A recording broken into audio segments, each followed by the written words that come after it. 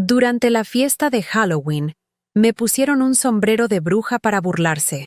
Cuando mi hijo llegó y leyó el testamento, el silencio fue total. Y esa noche en Madrid, mientras la lluvia golpeaba las ventanas de mi casa en Chueca, entendí que había criado a mis verdugos. Hoy voy a contarte algo que nunca pensé que contaría. Y si tú, por un segundo, sientes que esto te parece familiar, solo te pido que dejes un like y te suscribas. Me ayudará a continuar desahogándome. Eran las 8 de la noche del 31 de octubre. Mi casa olía a churros recién hechos y chocolate caliente. Había pasado toda la semana preparando la fiesta de Halloween para mis nietos. Las luces naranjas colgaban del techo como pequeñas lunas tibias, y las calabazas talladas sonreían desde cada rincón con una alegría que yo ya no sentía hace años. Llevaba puesto mi vestido azul marino, el que me hacía sentir elegante. Mi cabello gris, recién peinado en la peluquería de Doña Carmen, brillaba bajo las luces doradas del comedor. A mis 68 años, aún me esforzaba por lucir presentable para ellos.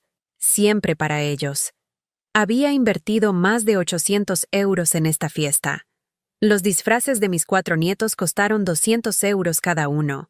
Hugo, mi hijo mayor, me había dicho por WhatsApp: «Mamá, que sean disfraces bonitos, ¿eh? Los padres del colegio van a estar mirando». Y yo, como siempre, cumplí. Como siempre he cumplido. En mi cuenta bancaria, los números seguían bajando. Pero mis ahorros, construidos durante 40 años de trabajo como contadora en el Ayuntamiento de Madrid, aún me permitían estos gastos.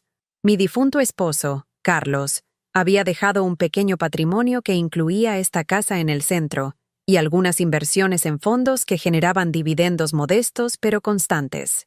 La mesa del comedor estaba repleta de manjares: jamón ibérico, tortilla de patatas, croquetas caseras que había estado haciendo desde las 5 de la mañana, y postres que hubieran hecho llorar de emoción a cualquier niño.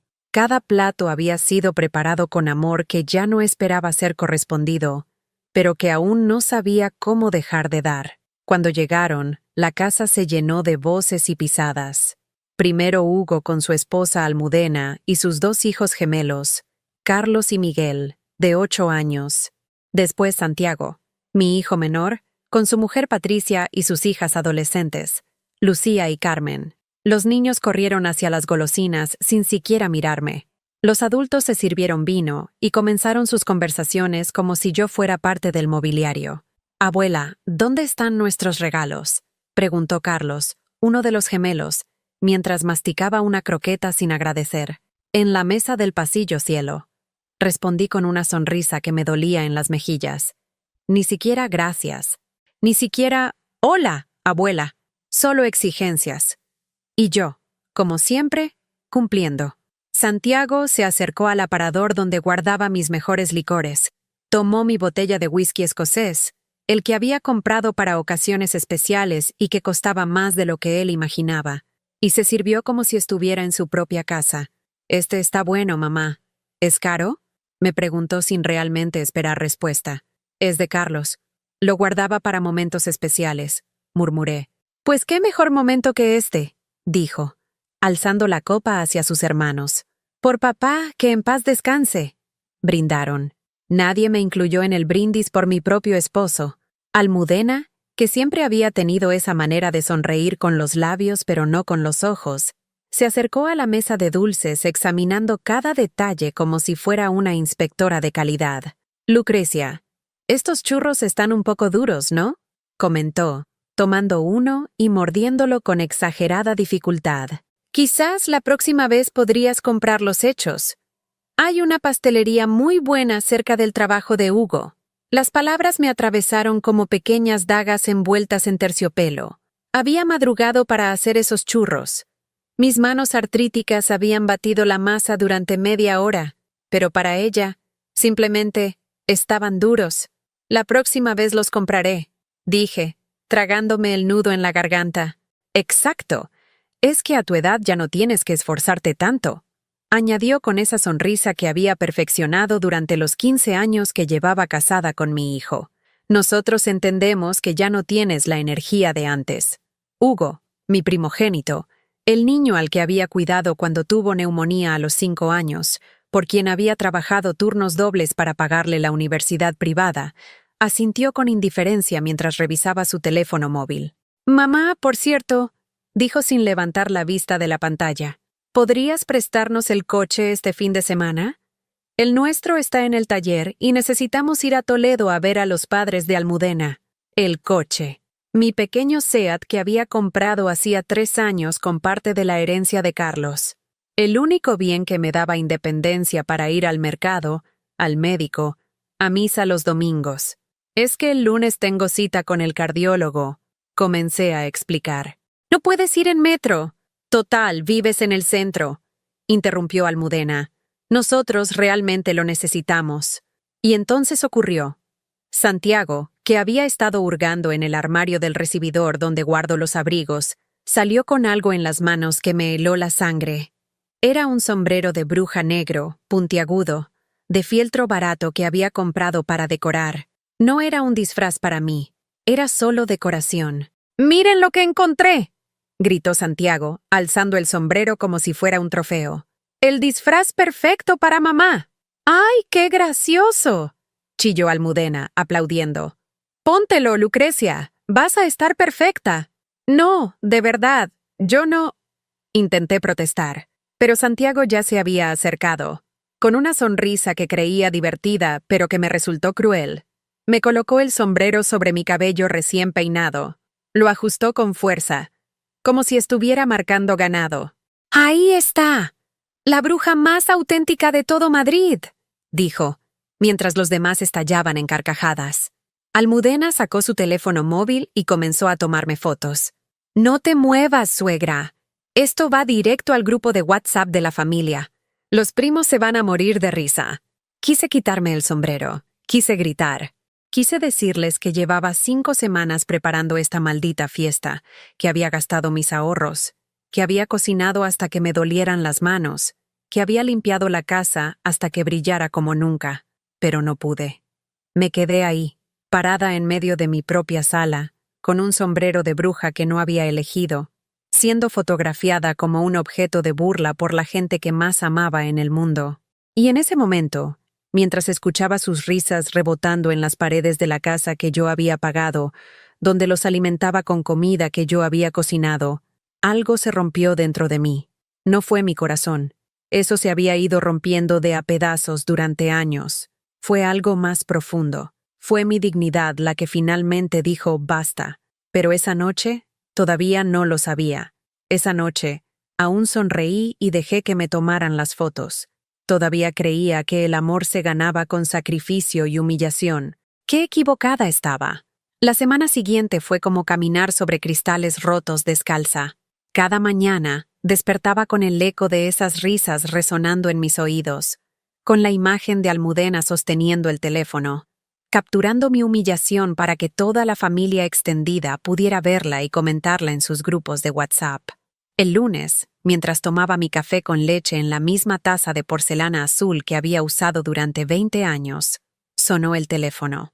Era mi hermana Carmen, que vive en Sevilla. «Lucrecia, vi las fotos en el grupo familiar», me dijo con esa voz que usaba cuando quería sonar casual, pero estaba claramente incómoda. «Te veías… divertida». «Divertida». Esa palabra me cayó como plomo en el estómago. «¿Divertida?», repetí, sintiendo cómo la humillación se extendía ahora hasta mi propia hermana. «Bueno, ya sabes, estos jóvenes y sus bromas. Al menos te incluyeron en la fiesta, ¿no?». Colgué sin despedirme. Por primera vez en mi vida, colgué el teléfono a mi hermana. Esa tarde, decidí hacer algo que no había hecho en meses: revisar mis finanzas. Me senté en el escritorio de Carlos, donde aún guardaba todos los documentos importantes, y extendí sobre la mesa de caoba todos mis extractos bancarios, las escrituras de la casa, los certificados de los fondos de inversión que mi esposo había dejado cuidadosamente organizados. La casa en Chueca valía aproximadamente 800.000 euros, según la última tasación. Los fondos de inversión sumaban 250.000 euros. Tenía además 120.000 euros en una cuenta de ahorros que generaba intereses mínimos.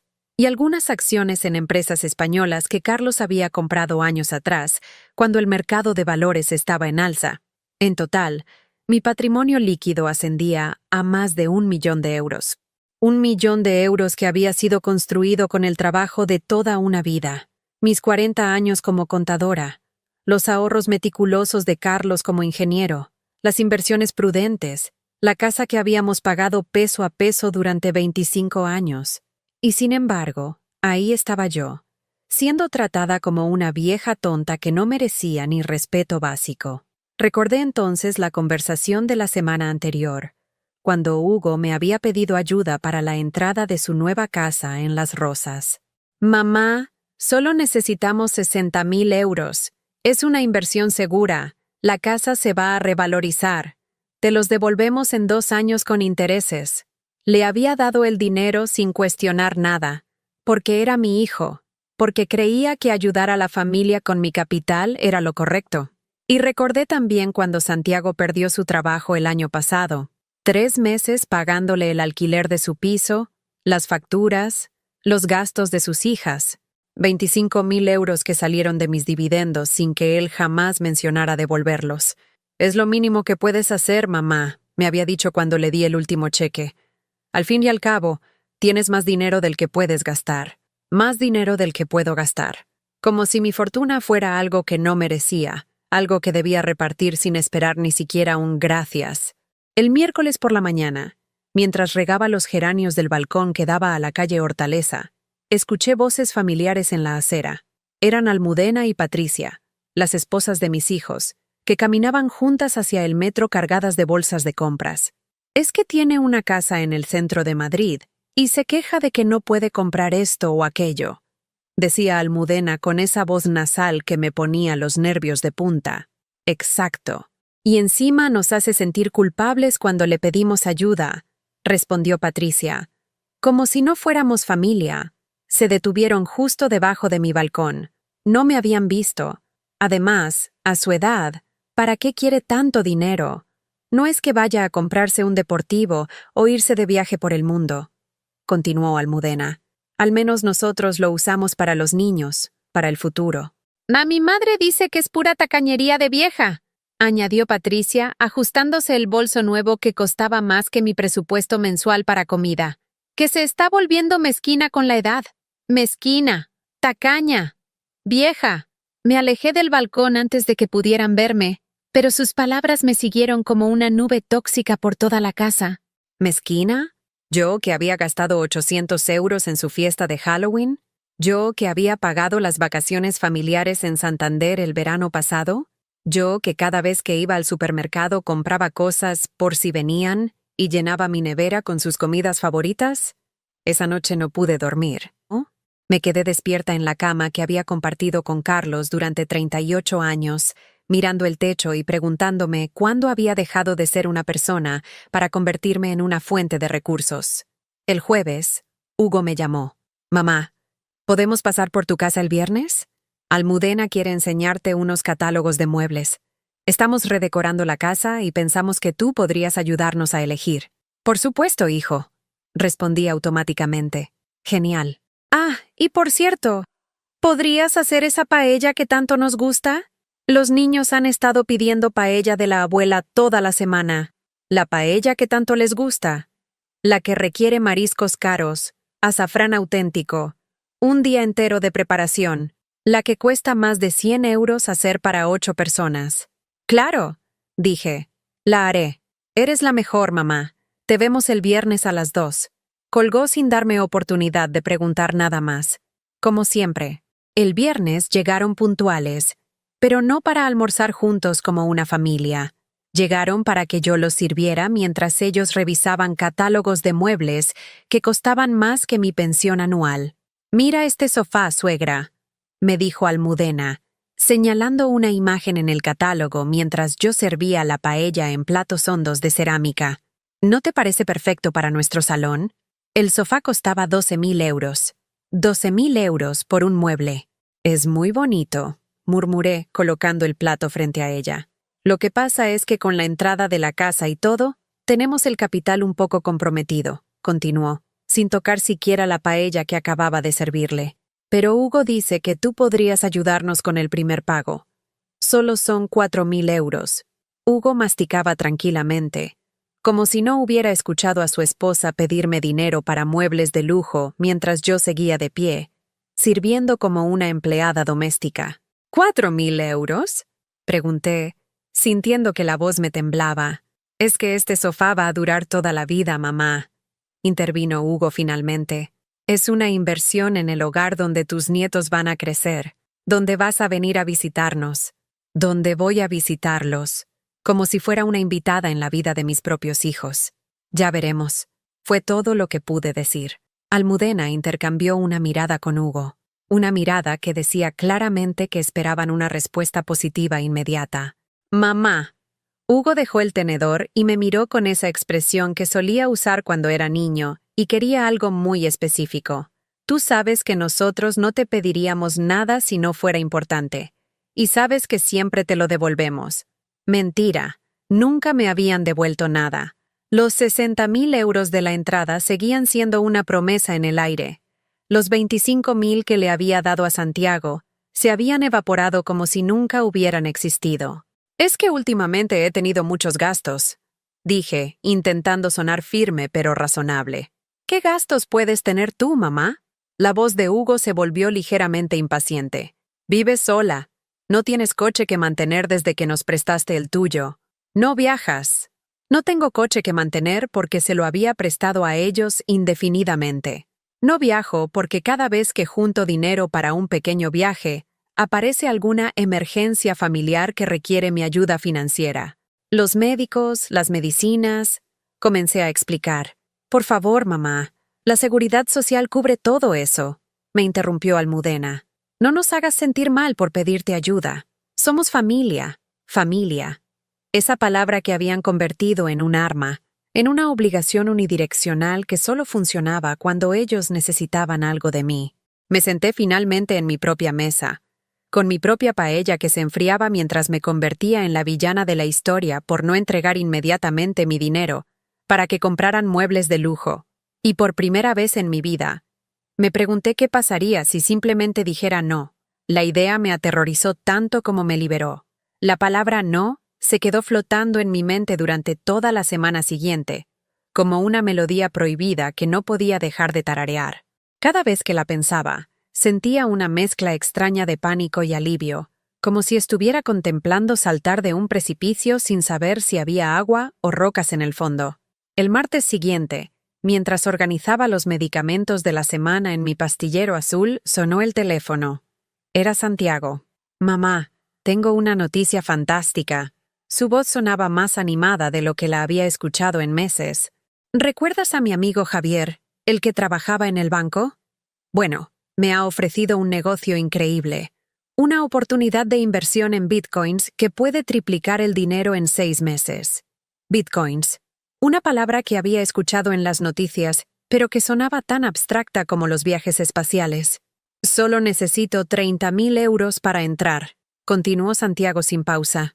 «Es una cantidad mínima, pero Javier dice que con menos no vale la pena.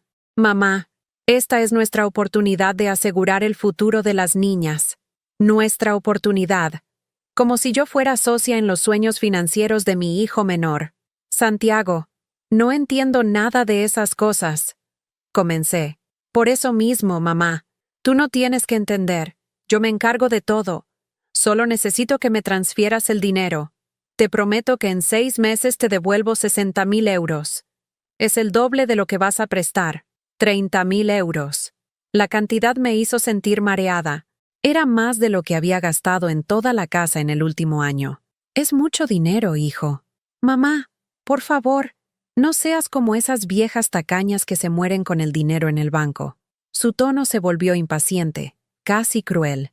Tienes más de 1.000.000 de euros ahí parados sin hacer nada. 30.000 no son nada para ti, viejas tacañas. Las mismas palabras que había escuchado a Patricia usar para describir a su propia madre. Necesito pensarlo, dije, sintiendo cómo mi voz se hacía más pequeña. ¿Pensar qué?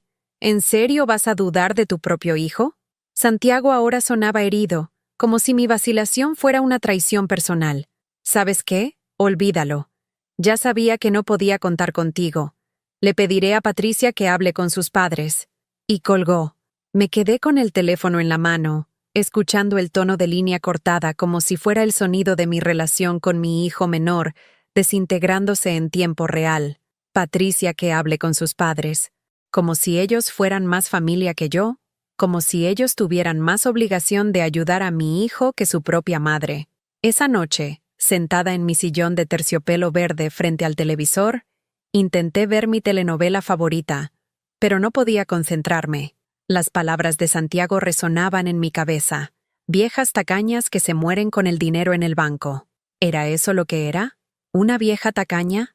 Pensé en todos los años que había trabajado. 40 años levantándome a las 6 de la mañana, tomando el metro hacia el ayuntamiento, sentándome frente a una calculadora y montañas de facturas, revisando presupuestos municipales hasta que me dolían los ojos. 40 años ahorrando cada euro, comprando ropa en rebajas, cocinando en casa en lugar de comer en restaurantes, posponiendo vacaciones para poder pagar la hipoteca de esta casa donde ahora me sentía como una prisionera de mi propia generosidad. Y Carlos, mi Carlos, trabajando turnos dobles en la empresa de construcción, llegando a casa con las manos ásperas y la espalda dolorida, pero siempre con una sonrisa cuando me enseñaba el estado de nuestras cuentas de ahorro. Para nuestros hijos, Lucrecia, para que tengan un futuro mejor que el nuestro. Un futuro mejor. ¿Era esto lo que habíamos construido? ¿Hijos que veían nuestros sacrificios como un derecho adquirido? El viernes, cuando fui al mercado de San Antón como cada semana, me encontré con Dolores, mi antigua compañera de trabajo.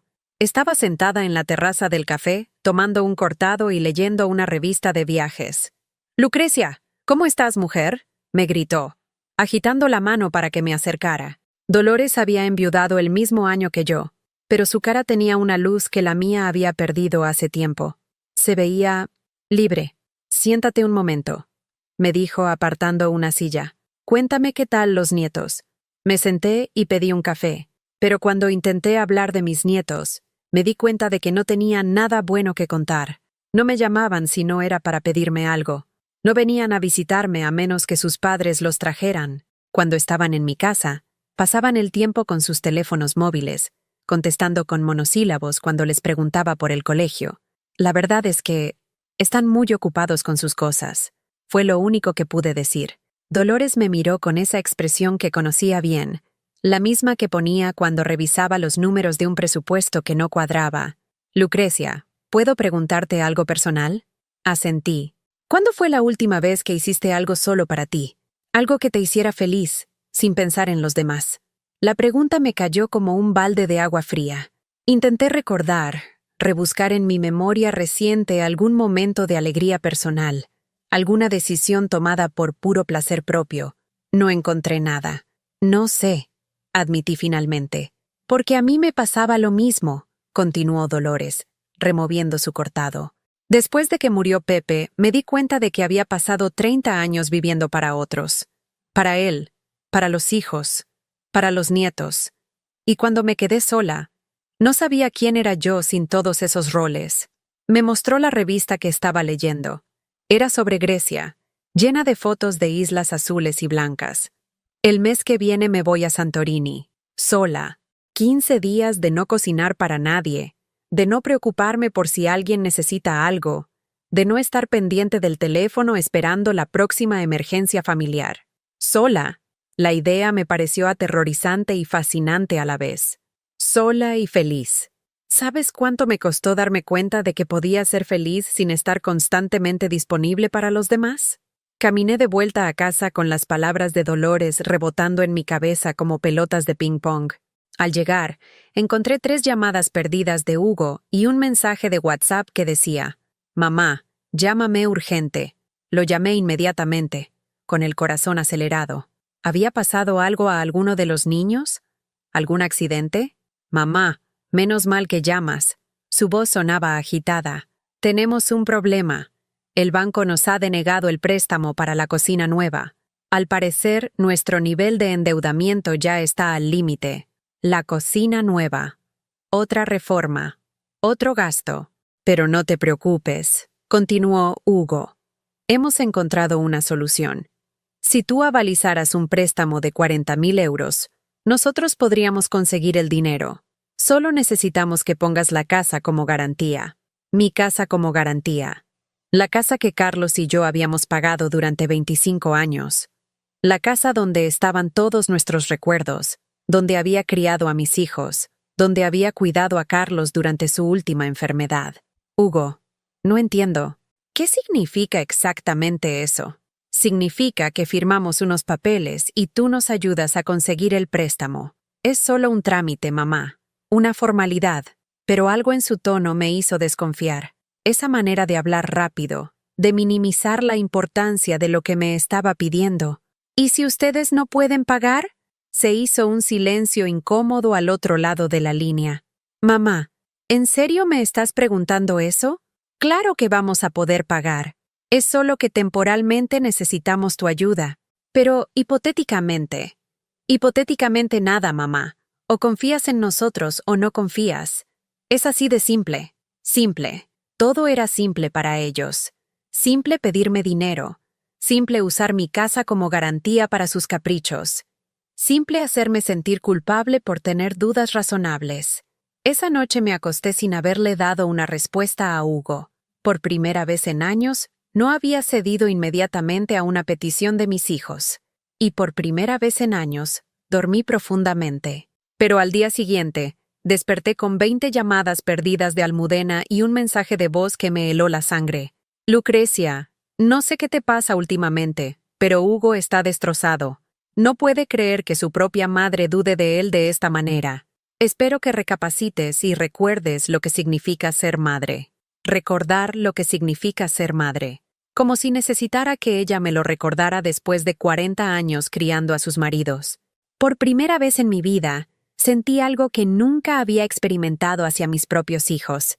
Rabia. Rabia pura, limpia, liberadora. Y con esa rabia vino una claridad que llevaba años esperando. Ellos no me amaban. Me necesitaban, me usaban, me manipulaban, pero no me amaban. Y esa verdad, por dolorosa que fuera, me hizo finalmente libre para dejar de amarlos de la manera destructiva en que lo había estado haciendo. Era hora de aprender a decir esa palabra que había estado practicando en silencio durante semanas. No. La palabra no salió de mi boca por primera vez un martes por la mañana, mientras Hugo esperaba al teléfono mi respuesta sobre el aval de la casa. Sonó extraña, como si otra persona la hubiera pronunciado usando mi voz. No, Hugo, no voy a poner mi casa como garantía. El silencio que siguió fue tan profundo que pensé que se había cortado la llamada. ¿Perdón? Su voz sonaba genuinamente confundida, como si hubiera escuchado mal. He dicho que no. Mamá, no entiendo. Hablamos ayer y dijiste que lo pensarías. Lo pensé, y la respuesta es no. Otro silencio. Luego, una risa nerviosa. Está bien, si es por el dinero, podemos hablar de un plan de pagos diferente. O podemos reducir la cantidad. No tienen que ser 40,000 euros. No es por el dinero, Hugo. Es porque no quiero hacerlo.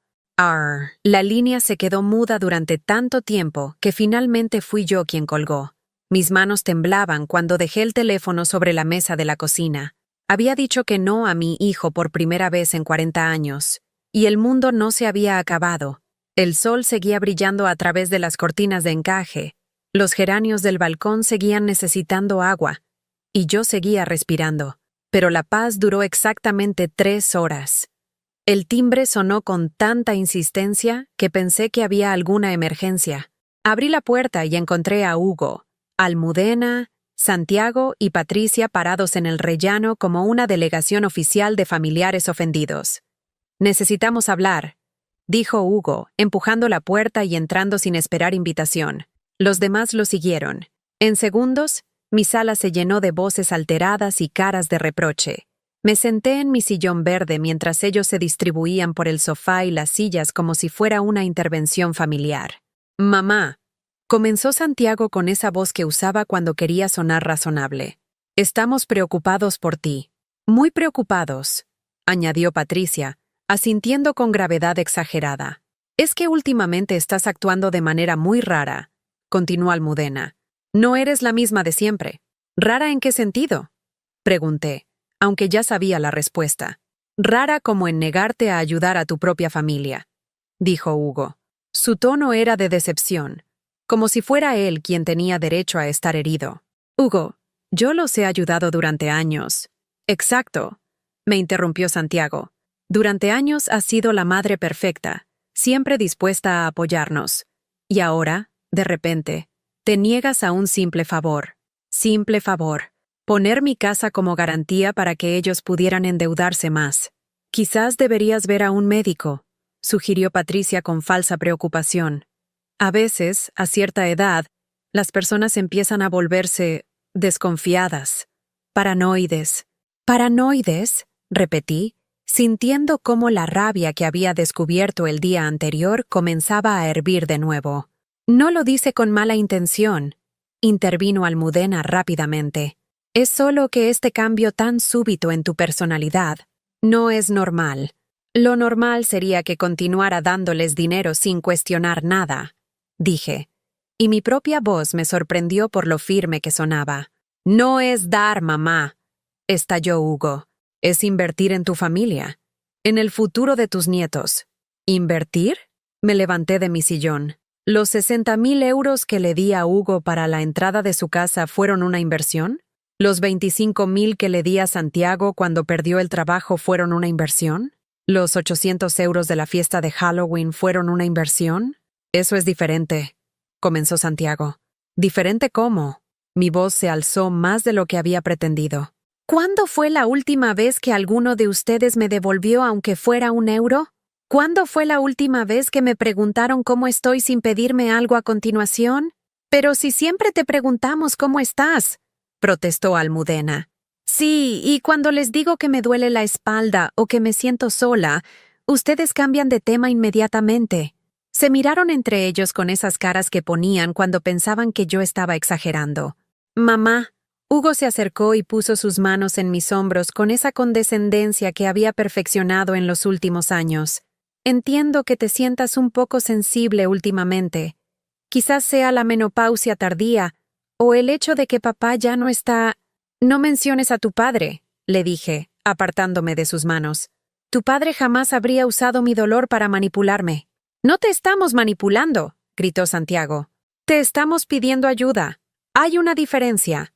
¿En serio? Porque cuando les dije que no, inmediatamente vinieron a decirme que estoy enferma, que no soy normal, que necesito ver a un médico. ¿Es que realmente creemos que necesitas ayuda profesional?, insistió Patricia. Este comportamiento no es propio de ti. Tenía razón. No era propio de mí. La Lucrecia de siempre habría cedido ya. Habría pedido disculpas por preocuparlos. Habría firmado cualquier papel que me pusieran delante. Tienen razón, dije finalmente. No es propio de mí. Sus caras se relajaron, pensando que había ganado. Lo que era propio de mí era ser una idiota, continué. Era dejar que me trataran como un cajero automático con patas. Era sonreír mientras me humillaban en mis propias fiestas. Mamá, nadie te humilló, comenzó Hugo. ¿Las fotos con el sombrero de bruja no fueron humillación? ¿Llamarme tacaña cuando gasto mis ahorros en ustedes no es humillación? ¿Decir que a mi edad no necesito dinero mientras ustedes planifican cómo gastarlo no es humillación? Estás sacando todo de contexto, protestó Almudena. ¿En serio? Porque tengo una pregunta muy simple para ustedes. Me senté de nuevo en mi sillón, pero esta vez me sentía como una reina en su trono. ¿Cuándo fue la última vez que alguno de ustedes me llamó solo para decirme que me quiere? Sin pedirme nada, sin necesitar nada, solo para decirme que me ama. El silencio que siguió fue ensordecedor. Nosotros, por supuesto que te queremos, balbuceó Santiago. ¿Cuándo fue la última vez que me invitaron a cenar a sus casas? ¿Cuándo fue la última vez que me compraron un regalo sin que fuera mi cumpleaños? ¿Cuándo fue la última vez que se preocuparon por saber cómo duermo? ¿Qué me asusta? ¿Qué me hace feliz? Más silencio. Exacto, dije, sintiéndome extrañamente tranquila, porque ustedes no me aman a mí. Aman lo que puedo hacer por ustedes. Eso no es cierto, gritó Hugo, pero su voz sonaba hueca. Entonces, demuéstrenlo, les dije. Váyanse de mi casa ahora mismo. No me pidan nada durante un mes, ni dinero, ni favores, ni que cuide a los niños. Simplemente llámenme para saber cómo estoy. Vengan a visitarme sin necesitar nada. Demuéstrenme que me aman por quien soy, no por lo que tengo. Se miraron entre ellos como si hubiera propuesto algo completamente absurdo. Mamá, estás siendo muy dramática, empezó Patricia. ¿Dramática? ¿Pedir a mis hijos que me demuestren que me aman sin involucrar dinero es dramático? Es que obviamente te amamos, murmuró Almudena. Entonces no tendrán problema con mi propuesta. La tensión en la sala era tan espesa que podría haberse cortado con cuchillo. Finalmente, Hugo se levantó. Muy bien, mamá. Si eso es lo que necesitas para sentirte mejor, así lo haremos. Pero espero que cuando se te pase esta fase, recuerdes quiénes somos realmente. Los demás lo siguieron hacia la puerta. Patricia fue la última en salir, y antes de cerrar se volvió hacia mí. Sabes que esto va a acabar mal, ¿verdad, Lucrecia? Los hijos no son perfectos, pero siguen siendo tu única familia. Cerró la puerta suavemente, y por primera vez en décadas, mi casa se llenó de un silencio que no me aterrorizó. Me serví una copa del vino que Carlos guardaba para ocasiones especiales, ese que nunca habíamos bebido porque nunca parecía haber una ocasión lo suficientemente especial, y brindé conmigo misma. Por la primera vez que digo la verdad, murmuré al aire vacío. El vino sabía a libertad, pero sabía que esto era solo el comienzo. Conocía a mis hijos lo suficiente para saber que no se darían por vencidos tan fácilmente. El dinero que yo representaba era demasiado importante para ellos. La guerra apenas había comenzado, y por primera vez en mi vida tenía ganas de pelear. Los 3 días siguientes fueron los más silenciosos que había vivido en años. Ni una llamada, ni un mensaje, ni siquiera una de esas visitas sorpresa que solían hacer cuando necesitaban algo urgente. Era como si hubiera desaparecido del mapa familiar. Y por extraño que parezca, me sentí más viva que nunca. El miércoles por la mañana, hice algo que no había hecho en décadas. Me desperté sin prisa. No había nadie que esperara que tuviera el desayuno listo, ni llamadas matutinas preguntándome si podía cuidar a algún nieto enfermo, ni mensajes urgentes sobre alguna nueva crisis financiera que requiriera mi inmediata intervención económica. Me preparé un café en mi taza favorita, la azul con florecitas que había sido de mi madre, y me senté en el balcón a ver pasar la vida por la calle Hortaleza. Los madrileños corrían hacia el metro con sus prisas matutinas. Los comerciantes abrían sus tiendas. Las madres llevaban a sus hijos al colegio. Un mundo que funcionaba perfectamente sin que yo tuviera que resolver, pagar o arreglar nada. Fue entonces cuando decidí hacer mi primera gran compra solo para mí en más de una década. Caminé hasta el Corte Inglés de la calle Preciados, algo que siempre había hecho con propósito específico: comprar regalos para otros, buscar ofertas en ropa práctica o acompañar a Almudena en sus sesiones de compras donde yo terminaba pagando la mitad de sus caprichos. Pero esta vez entré sin lista, sin presupuesto, sin otra intención que la de mimarme. En la sección de perfumes, me detuve frente a un mostrador que brillaba como una joyería. La dependienta, una mujer joven con una sonrisa genuina, me preguntó si buscaba algo específico. «Quiero un perfume que me haga sentir diferente», le dije, sorprendiéndome a mí misma con la honestidad. Me hizo oler diferentes fragancias. Algunas eran demasiado dulces, otras demasiado intensas. Pero cuando llegamos a un frasco de cristal tallado con un aroma que mezclaba jazmín con toques de madera, supe que era el correcto. «Este cuesta 180 euros», me advirtió la dependienta, quizás pensando que el precio me haría desistir. 180 euros. Lo que antes habría sido una fortuna para un capricho personal, ahora me parecía una inversión razonable en mi propia felicidad. Saqué mi tarjeta sin vacilar. Me lo llevo. Después compré una blusa de seda color marfil, que costaba más que lo que solía gastar en ropa en todo un año, y unos zapatos de tacón medio que me hacían sentir elegante en lugar de simplemente práctica. Cuando llegué a casa cargada de bolsas con mi nombre en ellas, no con los nombres de mis hijos o nietos, Me sentí como una extraña en mi propia vida, una extraña que me gustaba mucho más que la mujer que había sido hasta hace una semana. El jueves por la noche, mientras cenaba una ensalada fresca en lugar de los guisos pesados que solía cocinar porque a los hombres les gusta la comida contundente, sonó el teléfono. Era Lucía, mi nieta de 16 años. ¿Abuela? Su voz sonaba pequeña y nerviosa. ¿Puedes hablar? Por supuesto, cielo. ¿Cómo estás? Estoy confundida. Se quedó callada un momento. Mis padres dicen que te has vuelto egoísta y que ya no quieres ayudar a la familia, pero yo no entiendo qué ha pasado. Mi corazón se encogió. Por supuesto que habían involucrado a los nietos en su campaña de manipulación. ¿Qué te han dicho exactamente, Lucía? Que le dijiste que no al tío Hugo cuando te pidió ayuda para su casa. Y que ahora no quieres que nadie te llame porque estás molesta con todos nosotros. Respiré profundo. Esta era mi oportunidad de mostrarle a al menos uno de mis nietos una versión diferente de los hechos. Lucía, ¿puedo preguntarte algo? Cuando vienes a mi casa, ¿qué es lo que más te gusta hacer conmigo? Me gusta cuando me cuentas historias de cuando eras joven. Y cuando me enseñas a cocinar esas galletas que hacía la bisabuela. Y cuando me dejas elegir la película que vemos juntas. ¿Y sabes por qué me gusta tanto hacer esas cosas contigo? ¿Porque te gusto? Porque te amo, Lucía. Y disfruto tu compañía. No porque necesite algo de ti, sino porque eres una persona maravillosa con quien me gusta pasar tiempo. Se quedó callada del otro lado. Ahora dime, continué, ¿cuándo fue la última vez que tus padres me visitaron solo para pasar tiempo conmigo? Sin pedirme dinero, sin necesitar que cuide a alguien, sin querer que les solucione algún problema.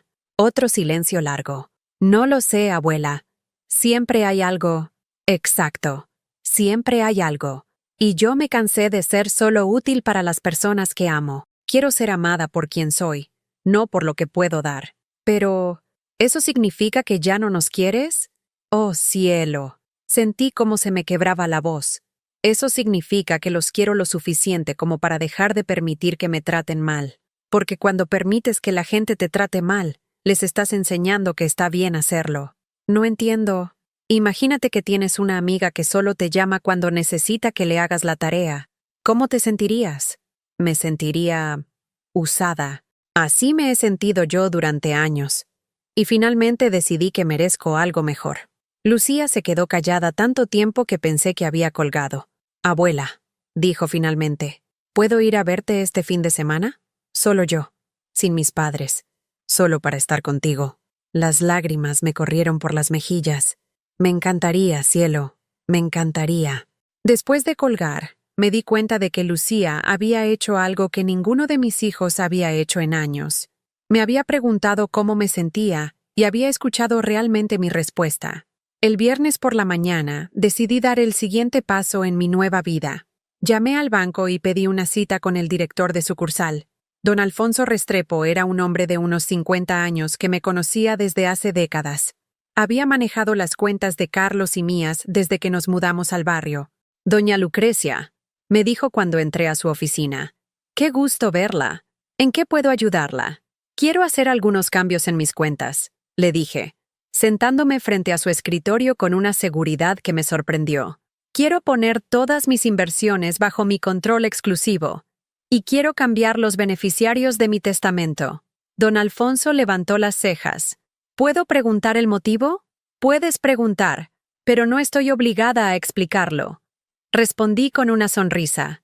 Solo quiero asegurarme de que mi patrimonio esté protegido y de que yo sea la única que puede tomar decisiones sobre él. Por supuesto, eso está en su derecho. ¿Y los nuevos beneficiarios? Quiero crear una fundación para mujeres mayores que se encuentren en situaciones de vulnerabilidad familiar. Mientras don Alfonso preparaba los papeles, me sentí como si estuviera escribiendo el primer capítulo de una historia completamente nueva. Una historia donde yo era la protagonista, no la víctima. Una cosa más, le dije antes de irme. Si alguien de mi familia pregunta sobre mis finanzas o intenta acceder a información sobre mis cuentas, no están autorizados. Solo yo. Entendido, doña Lucrecia. ¿Todo en orden en casa? Todo está mejor que nunca, don Alfonso. Por primera vez en años. Esa tarde, Cuando llegué a casa con todos los documentos firmados y sellados, encontré un ramo de flores en mi puerta.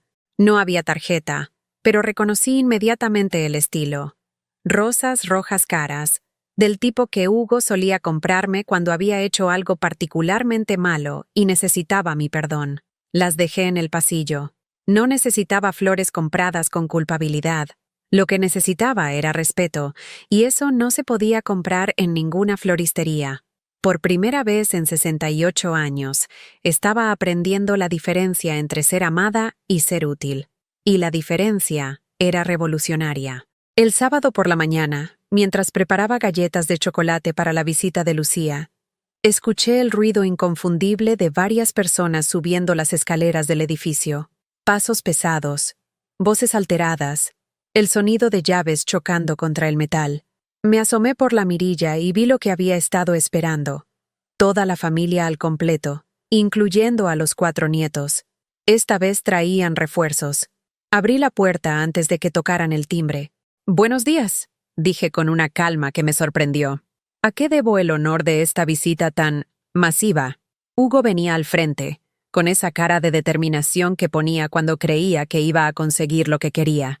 Detrás de él, Almudena cargaba a Miguel en brazos, aunque el niño tenía 8 años y era perfectamente capaz de caminar. Santiago y Patricia flanqueaban el grupo con las niñas de la mano. «Mamá, necesitamos hablar», dijo Hugo, empujando suavemente la puerta. «Todos juntos, como familia».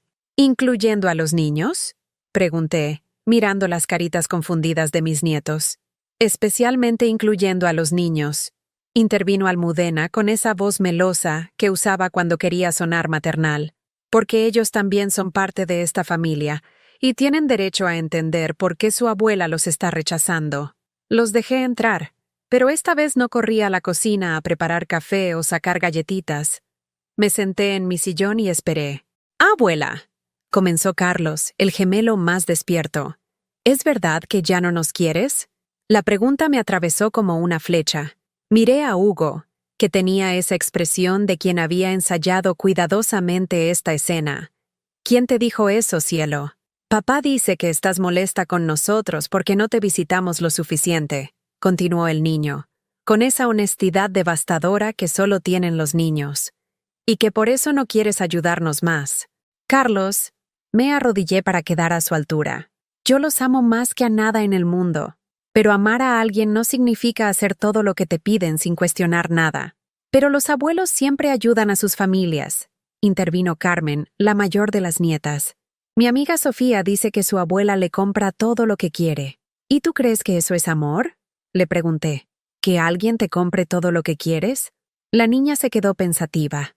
«Carmen», continuó Patricia poniendo las manos en los hombros de su hija, «dile a la abuela lo que hablamos en el coche. Mamá dice que los abuelos que de verdad aman a sus nietos no los dejan sin las cosas que necesitan», recitó Carmen, como si hubiera memorizado las palabras.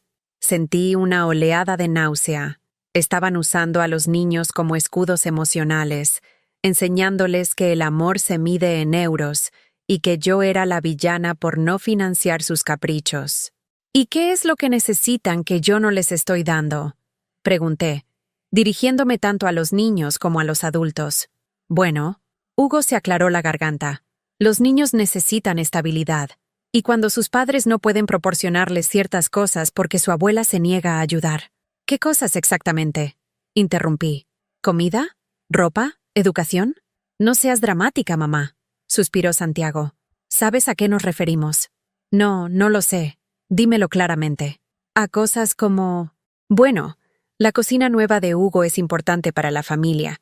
Los niños necesitan un espacio moderno donde… Los niños necesitan una cocina de 40.000 euros», repetí lentamente. Miguel, que hasta ahora había estado callado en los brazos de Almudena, bajó y se acercó a mí. «Abuela, ¿tú tienes mucho dinero?». La pregunta me dejó helada. Un niño de 8 años preguntándome directamente sobre mi situación financiera. «¿Por qué me preguntas eso, cielo?».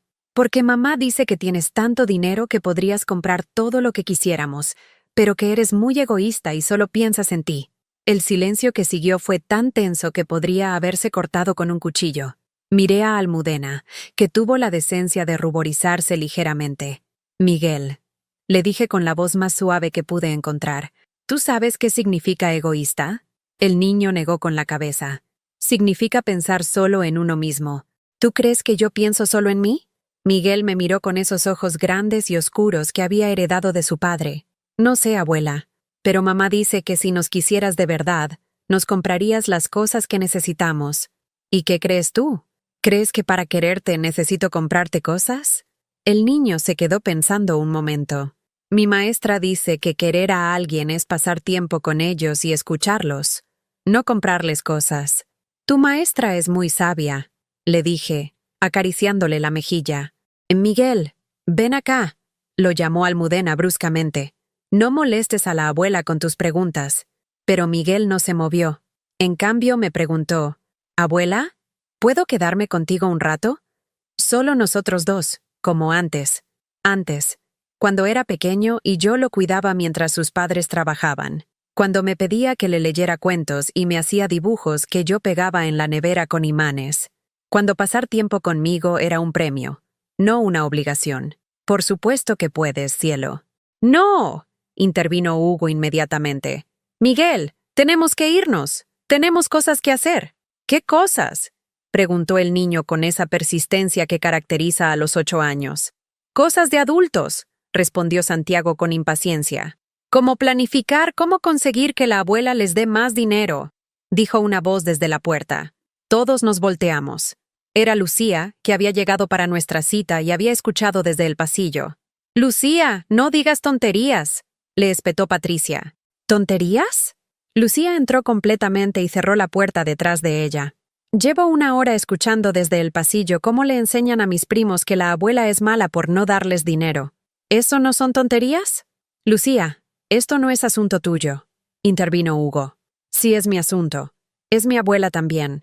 Y estoy harta de que la traten como si fuera un banco. Tú no entiendes la situación, gritó Almudena. ¿Qué situación? ¿Que ustedes no pueden vivir sin el dinero de la abuela? ¿Que nunca han aprendido a administrar sus propios sueldos? ¡Ya basta! Hugo se levantó del sofá. Esto es ridículo. Mamá, o entras en razón y nos ayudas como siempre has hecho, ¿O qué?, pregunté poniéndome de pie también. ¿O tendremos que tomar medidas más drásticas? ¿Cómo qué? Hugo y Santiago se miraron. Vi cómo se comunicaban sin palabras, como habían hecho desde niños cuando estaban tramando algo. Como conseguir que un juez determine que no estás en condiciones de manejar tu patrimonio, dijo Santiago finalmente. Las palabras cayeron como bombas en la sala. Los niños no entendían completamente lo que había dicho, pero sintieron la tensión y se acercaron instintivamente unos a otros. ¿Me están amenazando con declararme incapacitada mentalmente?, pregunté, sintiendo cómo la adrenalina corría por mis venas. No es una amenaza, mamá, dijo Hugo con una falsa paciencia. Es una preocupación legítima. Tu comportamiento errático de las últimas semanas, mi comportamiento errático de decir que no a sus peticiones, tu comportamiento errático de convertirte en una persona que no reconocemos, continuó Santiago. Una persona egoísta y rencorosa. Papá, intervino Lucía con una voz que temblaba de rabia. ¿Acabas de amenazar a la abuela con quitarle su dinero si no les da lo que quieren? Lucía, no entiendes. Entiendo perfectamente, gritó mi nieta. Entiendo que son ustedes los que se han vuelto irreconocibles. La abuela que yo conozco es generosa y amorosa, pero también tiene derecho a decir que no. Se hizo un silencio absoluto. Incluso los niños pequeños habían dejado de moverse. Muy bien, dije finalmente, con una calma que no sabía que poseía. Ahora sé exactamente con quién estoy tratando. Me dirigí al escritorio y saqué el sobre que había preparado esa mañana. Este es mi nuevo testamento, anuncié, sosteniendo el documento. En él, dejo todo mi patrimonio a una fundación que ayudará a mujeres mayores abandonadas por sus familias. Ni un euro va para ustedes. Las caras que pusieron valían más que todos los dividendos de mis inversiones juntos. Y si intentan declararme incapacitada, continué, descubrirán que ayer mismo pasé una evaluación psicológica completa con el doctor Mendoza, el mismo psiquiatra que los atendió a ustedes cuando eran adolescentes. Resultado: perfectamente cuerda y competente. Hugo abrió la boca, pero no salió sonido. ¿Saben qué es lo más triste?, les dije. Que hoy mismo, delante de sus propios hijos, me han demostrado que prefieren destruir a su madre antes que respetarla. Me volví hacia los nietos. Niños, ustedes siempre serán bienvenidos en esta casa, individualmente, para pasar tiempo conmigo, no para pedirme cosas. Porque ustedes sí me importan como personas, no como medios para conseguir dinero de mí. Vámonos, murmuró Hugo, dirigiéndose hacia la puerta. Los demás lo siguieron como zombies, excepto Lucía, que se quedó a mi lado. Antes de salir, Patricia se volvió. Esto no ha terminado, Lucrecia. Tienes razón, le respondí. Recién está empezando.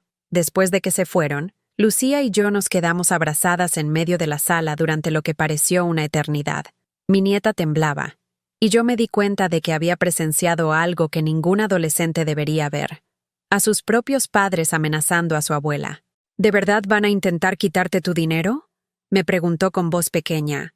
Pueden intentarlo, le respondí, acariciándole el cabello. Pero no van a conseguirlo. ¿Cómo puedes estar tan segura? Me separé un poco para poder mirarla a los ojos. Porque por primera vez en mi vida, Lucía, estoy 3 pasos adelante de ellos. Durante años reaccioné a lo que me hacían. Ahora estoy anticipando lo que van a hacer. Le serví un vaso de leche y pusimos las galletas recién horneadas en un plato. Nos sentamos en la cocina, donde la luz de la tarde creaba un ambiente más cálido que el campo de batalla en que se había convertido mi sala. Abuela, ¿puedo preguntarte algo? Por supuesto. ¿No tienes miedo de quedarte sola? La pregunta me golpeó más fuerte de lo que esperaba. Por supuesto que tenía miedo. Había pasado 40 años siendo necesaria para alguien, siendo el centro de un pequeño universo familiar que giraba a mi alrededor. La idea de que ese universo pudiera desaparecer era aterrorizante. Tengo muchísimo miedo, admití. Pero he descubierto algo, cielo. Es mejor estar sola que estar mal acompañada. Mal acompañada. Cuando las personas solo vienen a ti porque necesitan algo, no estás realmente acompañada. Estás siendo usada. Y eso es una soledad mucho más profunda que estar físicamente sola. Lucía masticó pensativamente una galleta. ¿Sabes qué es lo que más me duele?, continuó. No es que me hayan amenazado. Es que lo hayan hecho delante de sus propios hijos. Que estén enseñándoles que está bien extorsionar a la gente que amas si tienes poder sobre ella. Mis primos no entienden realmente lo que pasó, ¿verdad? No completamente. Pero están aprendiendo que el dinero es más importante que el respeto. Y eso me rompe el corazón. Esa noche, después de que Lucía se fuera, no sin antes prometerme que vendría a verme la próxima semana solo porque quiero, no porque necesite nada, me senté a planificar mi nueva vida. Saqué una libreta nueva y escribí en la primera página: Lucrecia Villagrán. Segunda oportunidad. En las páginas siguientes comencé a hacer listas. Cosas que quería hacer y nunca había hecho. Lugares que quería visitar. Personas con las que quería reconectar. Formas de usar mi tiempo que no involucraran ser útil para otros. La primera anotación fue: viaje a Santorini con Dolores. La segunda: clases de pintura. La tercera: aprender italiano. Por primera vez en décadas, estaba haciendo planes que no giraban alrededor de las necesidades de otros. Los días siguientes fueron extrañamente tranquilos. Ni una llamada de mis hijos. Ni mensajes. Ni siquiera esas visitas sorpresa que antes me alteraban los nervios. Era como si hubiera dejado de existir para ellos. Y descubrí que me gustaba esa invisibilidad. El martes llamé a Dolores. ¿Sigues planeando ese viaje a Grecia?, le pregunté sin preámbulos. Lucrecia, ¡qué sorpresa! Sí, salgo el próximo mes. ¿Por qué? ¿Hay espacio para una acompañante de viaje completamente novata en esto de viajar por placer? El silencio al otro lado me hizo pensar que había cometido un error. ¿Me estás diciendo que quieres venir conmigo a Santorini? Eso es exactamente lo que te estoy diciendo. Dolores gritó de alegría tan fuerte que tuve que apartar el teléfono de mi oreja. Por supuesto, será fantástico. Pero, ¿qué ha pasado? La semana pasada parecías estar atada de pies y manos a tu familia. Me desaté. Esa tarde fui a la agencia de viajes. Nunca había entrado en una antes. Carlos y yo habíamos hecho solo 2 viajes en toda nuestra vida juntos, ambos a casa de familiares. La idea de viajar por placer siempre nos había parecido un lujo inalcanzable o innecesario. La agente, una mujer joven con entusiasmo contagioso, me mostró fotos de Santorini que parecían pinturas. Casas blancas colgando de acantilados, puestas de sol doradas sobre el mar azul, terrazas con vistas infinitas. Es un destino perfecto para mujeres que quieren reinventarse, me dijo con una sonrisa. ¿Es su primera vez viajando sola? Primera vez viajando para mí misma, corregí. El viaje, incluyendo vuelos, hotel y comidas, costaba 2.000 euros. Una cantidad que antes me habría parecido un gasto frívolo e irresponsable. Ahora me parecía una inversión en mi felicidad. Saqué mi tarjeta de crédito sin vacilar. ¿Cuándo podemos salir? El jueves por la mañana, mientras desayunaba en mi balcón leyendo una guía de Grecia, sonó el timbre. Era un repartidor con un sobre certificado. Dentro había documentos legales. Mis hijos habían contratado un abogado. Leí los papeles con una mezcla de fascinación y repugnancia. Básicamente, alegaban que yo sufría de deterioro cognitivo y que mis decisiones financieras erráticas ponían en riesgo no solo mi bienestar, sino el futuro de toda la familia. Solicitaban una evaluación judicial de mi capacidad mental y la designación de un tutor que manejara mi patrimonio. El tutor propuesto era Hugo. Por un momento sentí que se me cortaba la respiración, no por miedo, sino por la audacia absoluta de lo que estaban intentando. Querían robarme legalmente todo lo que Carlos y yo habíamos construido, y lo estaban haciendo bajo el disfraz de proteger mi bienestar. Llamé inmediatamente al doctor Mendoza. «Doctora Villagrán», me dijo con su voz calmada. «Estaba esperando su llamada. ¿Recibió los documentos?» «Los recibí. ¿Usted también?» «También. Me están pidiendo que ratifique su supuesto deterioro cognitivo. Por supuesto, mi respuesta será exactamente la contraria. ¿Qué debo hacer?» «Ya contraté al mejor abogado de familia de Madrid. Se llama Elena Morales. Tiene experiencia específica en casos de abuso financiero familiar. ¿Puede venir a mi consulta mañana para que la conozca?» Esa noche, en lugar de sentirme derrotada, me sentí energizada. Mis hijos habían subestimado completamente a su madre. Creían que podían intimidarme como habían hecho durante años, que me acobardaría ante la amenaza legal. No sabían que la mujer que había manejado presupuestos municipales de millones de euros durante 40 años era perfectamente capaz de manejar una batalla legal. Al día siguiente conocí a Elena Morales. Era una mujer de unos 45 años, con la mirada inteligente de quien había visto todas las formas posibles de crueldad familiar disfrazada de amor. «Doña Lucrecia», me dijo después de revisar todos los documentos, «este es uno de los casos más claros de abuso financiero familiar que he visto. Sus hijos han documentado su propia codicia de manera tan minuciosa que básicamente han construido nuestro caso por nosotros». Me mostró una carpeta. «Aquí tengo los registros de todas las transferencias que usted les ha hecho en los últimos 5 años. Más de 200.000 euros en total. Sin contratos, sin plazos de devolución, sin garantías. Eso no es deterioro cognitivo, es generosidad extrema. ¿Y el hecho de que ahora me niegue a darles más dinero? Eso se llama cordura recuperada», sonrió Elena. «Y el timing de su negativa, justo después de la humillación pública de la fiesta de Halloween, está perfectamente documentado en las fotos que ellos mismos subieron a redes sociales. Las fotos del sombrero de bruja, evidencia perfecta de abuso emocional. Un juez va a ver esas imágenes y va a entender inmediatamente por qué una mujer de 68 años decidió que ya había tenido suficiente. Por primera vez en semanas, me reí. ¿Sabe qué es lo mejor de todo?», continuó Elena. «Sus hijos probablemente gastaron una fortuna en este abogado, dinero que no tienen, apostando a que usted se acobardaría y les daría lo que quieren para evitar el escándalo legal. ¿Y qué va a pasar? Van a perder. Completamente. Y van a tener que pagar los gastos legales de ambas partes». Esa noche, por primera vez desde la muerte de Carlos, me sentí verdaderamente poderosa. no poderosa porque tuviera dinero, sino porque finalmente sabía cómo protegerme de quienes querían lastimarme. Mis hijos habían declarado la guerra, pero no sabían que ya la habían perdido. 6 meses después, estoy sentada en una terraza de Santorini, viendo el atardecer más hermoso que he visto en mi vida. El cielo se pinta de naranjas y rosas que se reflejan en el mar Egeo, y por primera vez en décadas, no tengo prisa por llegar a ninguna parte ni obligaciones esperándome en casa. Dolores está a mi lado, riéndose mientras me cuenta sobre el griego que conoció ayer en el mercado y que la invitó a cenar.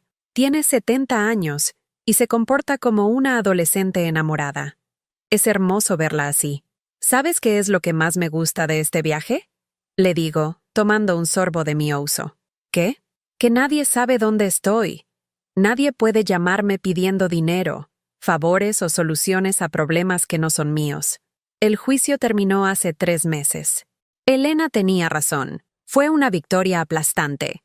El juez no solo declaró que yo estaba perfectamente cuerda y competente, sino que ordenó a mis hijos pagar todos los gastos legales y los calificó de aprovechados sin escrúpulos en su sentencia oficial. Pero lo más satisfactorio no fue ganar el juicio. Entonces, fue ver sus caras cuando se dieron cuenta de que habían perdido no solo el dinero que esperaban heredar, sino también los préstamos que el abogado les había hecho para financiar el caso, confiando en que ganarían y podrían pagarle con mi patrimonio. Hugo tuvo que vender su casa de Las Rosas. La cocina de 40.000 euros que tanto quería nunca se instaló. Santiago perdió su trabajo otra vez cuando su jefe se enteró del escándalo legal. Patricia tuvo que pedirle dinero a sus padres para pagar el alquiler. ¿Y yo? Yo finalmente aprendí la diferencia entre ser necesaria y ser valorada. La Fundación Mar de Dignidad abrió sus puertas hace 2 meses. Es una casa preciosa en las afueras de Madrid, rodeada de jardines donde las mujeres pueden cultivar sus propias flores y verduras. Hay 15 habitaciones privadas, una biblioteca, talleres de arte y, lo más importante, un ambiente donde ser mayor no significa ser invisible. La primera residente fue María Carmen, una mujer de 75 años, cuyos hijos la habían dejado en un asilo miserable después de quedarse con su pensión. Cuando llegó a nosotros, apenas hablaba y se sobresaltaba cada vez que alguien se acercaba. Ahora dirige el taller de costura y se ríe tan fuerte que se escucha desde el jardín. La segunda fue Esperanza, que había estado viviendo en casa de su hija, durmiendo en el sofá y cuidando a 5 nietos mientras su hija y su yerno salían todas las noches. Cuando intentó protestar por el agotamiento, la amenazaron con echarla a la calle. Ahora Esperanza está aprendiendo pintura y dice que es la primera vez en su vida que tiene un espacio que es completamente suyo. Hay otras historias. Demasiadas. Mujeres que descubrieron que criar hijos no garantiza ser respetada en la vejez. Mujeres que sacrificaron todo por familias que las veían como recursos renovables en lugar de como personas con derecho a dignidad. Pero también hay historias hermosas, como la de Pilar, que a los 80 años está aprendiendo a usar Internet para hablar con otras mujeres de su edad en todo el mundo. O la de Consuelo, que escribió y publicó un libro de poemas sobre la libertad que encontró a los 72 años. Mi historia favorita, sin embargo, es la de Lucía. Mi nieta vino a verme la semana antes de mi viaje. No había hablado con sus padres desde el juicio, una decisión que sé que le causó dolor, pero que respeto completamente. Abuela, me dijo mientras paseábamos por los jardines de la fundación, quiero preguntarte algo importante. Dime, cielo, ¿puedo venir a vivir contigo cuando termine el bachillerato? No para pedirte dinero o para que me soluciones la vida, solo para estar cerca de alguien que entiende lo que significa respetarse a sí misma. Me detuve en medio del sendero de grava. ¿Estás segura? Mis padres me enseñaron que amar a alguien significa usarlo. Tú me estás enseñando que amar a alguien significa respetarlo. Prefiero tu versión del amor. Esa conversación me confirmó algo que había estado sintiendo durante meses. No había perdido una familia. Había ganado la libertad de elegir quién merecía mi amor. ¿Los otros nietos? Es complicado. Carlos y Miguel, los gemelos, me escriben cartas de vez en cuando. Son cartas dulces donde me cuentan sobre el colegio y me dibujan flores. No me piden nada. Solo me dicen que me echan de menos. Les respondo siempre. Y cuando regresen de Grecia, los invitaré a pasar un día en la fundación. Quiero que vean que las abuelas pueden ser más que cajeros automáticos. Carmen, la mayor, está más influenciada por sus padres. Pero confío en que algún día entenderá la diferencia entre amor condicional e incondicional. Mi hermana Carmen de Sevilla me llamó hace un mes para disculparse. Había entendido finalmente lo que realmente había pasado después de hablar con Lucía. Lucrecia, me dijo llorando por teléfono, no sabía que te estaban tratando tan mal. Pensé que eras tú la que estaba siendo difícil. Le expliqué que no necesitaba disculpas. Solo necesitaba que entendiera que establecer límites no es crueldad, es supervivencia. Ahora Carmen viene a visitarme cada mes. No para pedirme nada, sino porque realmente disfruta mi compañía. Es extraño y maravilloso tener una relación familiar sin obligaciones unilaterales. Pero la transformación más grande ha sido en mí misma. Esta mañana me levanté a las 10, porque quise, no porque alguien me necesitara. Desayuné huevos benedictinos en el hotel, porque me apetecían, no porque fueran baratos. Me compré un vestido azul turquesa, porque me hacía sentir hermosa, no porque fuera práctico. Por primera vez en mi vida, mis decisiones son mías. El dinero que antes gastaba manteniendo los caprichos de mis hijos, ahora lo invierto en mi propia felicidad y en ayudar a mujeres que han pasado por lo mismo que yo. Es una sensación embriagadora descubrir que tienes recursos cuando dejas de desperdiciarlos en personas que no los valoran. Mañana Dolores y yo tomaremos un ferry a Mykonos. Pasado mañana iremos a Atenas a ver el Partenón. La próxima semana regresaremos a Madrid, pero no a la vida que dejé. Regresaremos a la vida que he elegido construir. Una vida donde soy protagonista, no personaje secundario. Una vida donde mis necesidades importan tanto como las de otros. Una vida donde no es una palabra completa que no requiere explicaciones. El sol se está poniendo completamente ahora, y la terraza se llena de esa luz dorada que hace que todo parezca posible. Los turistas a mi alrededor toman fotos, pero yo simplemente observo.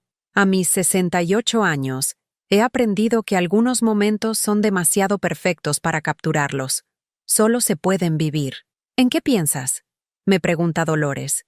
¿En que tardé 68 años en conocer a la mujer que siempre debí ser? ¿Y cómo es esa mujer? Sonrío mientras el último rayo de sol desaparece en el horizonte. Es alguien que se ama a sí misma tanto como ama a otros. Es alguien que entiende que dar sin límites no es generosidad, es autodestrucción. Es alguien que sabe que merece respeto no por lo que puede dar, sino por el simple hecho de existir. Suena como una mujer muy sabia. Suena como una mujer muy libre. Esta noche, cuando me acueste en mi cama del hotel, no pensaré en qué necesita mañana mi familia. Pensaré en qué quiero hacer yo mañana. Y esa pequeña diferencia ha cambiado todo. He aprendido que a veces, para encontrar el amor verdadero, tienes que tener el valor de perder el amor falso, y que la soledad elegida es infinitamente mejor que la compañía que te hace sentir invisible. ¿Alguna vez te has sentido como un cajero automático en tu propia familia? ¿O conoces a alguien que esté viviendo algo parecido? Si es así, déjame saberlo en los comentarios. Esta historia necesita llegar a quien más la necesite escuchar. Y si te ha tocado el corazón, dale like y suscríbete al canal, porque todas merecemos recordar que nunca es demasiado tarde para empezar a valorarnos como merecemos.